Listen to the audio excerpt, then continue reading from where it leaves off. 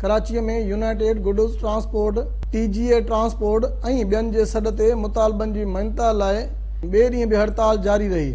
हड़ताल सबबि मुल्क तोड़े परॾेह वेंदड़ ट्रांसपोर्ट KPT फिशरीज मच्छर कॉलोनी माई कुलाची ऐं माड़ीपुर रोड ते बीठल रही। हड़ताल सबबि जिथे ड्राइवर ऐं क्लीनर परेशान नज़र आया त उते वरी रोज़ कमाए खाईंदड़ पोरियत बि सरापा एहतजाज आहिनि।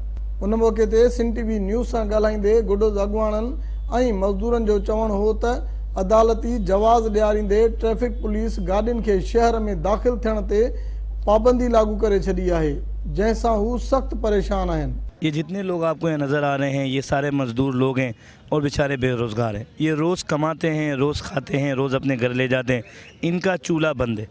गाड़ियों को पुलिस वाले नादरन बाईपास पर भेज रहे हैं। 10-10 घंटे वहाँ पे रोड ब्लॉक है, जिसकी वजह से गाड़ी वाले आगे नहीं जा रहे हैं। जो मज़दूर असांजा तव्हां जॾहिं मज़दूर इनको रोज़ कमाइण रोज़ खाइण वारा आहिनि, अगरि ॿिए ॾींहुं उन्हनि जो कमु न हुजे त उन्हनि जा घरनि जा हाल तमामु बेकार थी पवंदा आहिनि। ट्रांसपोर्ट जेको आहे उहो गवर्नमेंट पाकिस्तान जी रेट जी हॾी जी हैसियत थी रखे थी ऐं हिननि जेको आहे ट्रांसपोर्ट खे बंदि करे छॾियो आहे।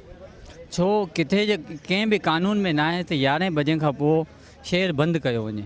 ट्रक ड्राइवरनि ऐं क्लीनरनि जो चवणु हो त हू गुज़िरियल 2 ॾींहंनि खां रोडनि ते बीठल आहिनि, जंहिं सबबि सख़्त परेशानीअ खे मुंहुं ॾियणो पवे थो।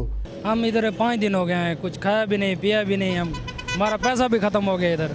2 ॾींहंनि खां बंदि आहे, छा सम्झे, बेरोज़गार लॻा पिया आहियूं, कमकार न आहे, गाॾियूं बीठियूं आहिनि, ॿाहिरि कढूं था जीअं रोड ते पुलिस वारा धमकियूं ॾियनि था, शीशा भईंदासीं, बाहि ॾींदासीं, बच्चा नंढा नंढा बेरोज़गार लॻा पिया आहियूं, कमकार बंदि लॻा। बाबा ट्रांसपोर्ट खोलायो, रोड खोलायो, ग़रीब माण्हू बुख पिया मरनि, कारोबार ठप आहे। पुलिस वारे चवंदा असांजे वास्तो कोन्हे, कोर्ट था नोटिस तव्हां वठी अचो, रोड खोलायो, पंहिंजो कमु हलायो। बाबा असांखे पुलिस वारा जाम तंग कई था। ये PICT गेट था गाड़ी ॿाहिरां निकिरे थी न, इनके असांखे जलीअ करे 100-150 रुपया गिने था यार। गाड़ी गेट खां ॿाहिरां निकिरे थी, अव्हां जो कम है चालान कनो, चालान बि नथा कयूं, 50-100 रुपया ॾेई करे जान छॾी वेंदा यार। रोज़ कमाए खाईंदड़ मज़दूरनि जो चवणु आहे त ट्रांसपोर्टनि जी हड़ताल सबबि खेनि फाका कशीअ वारी ज़िंदगी गुज़ारणी पवे थी।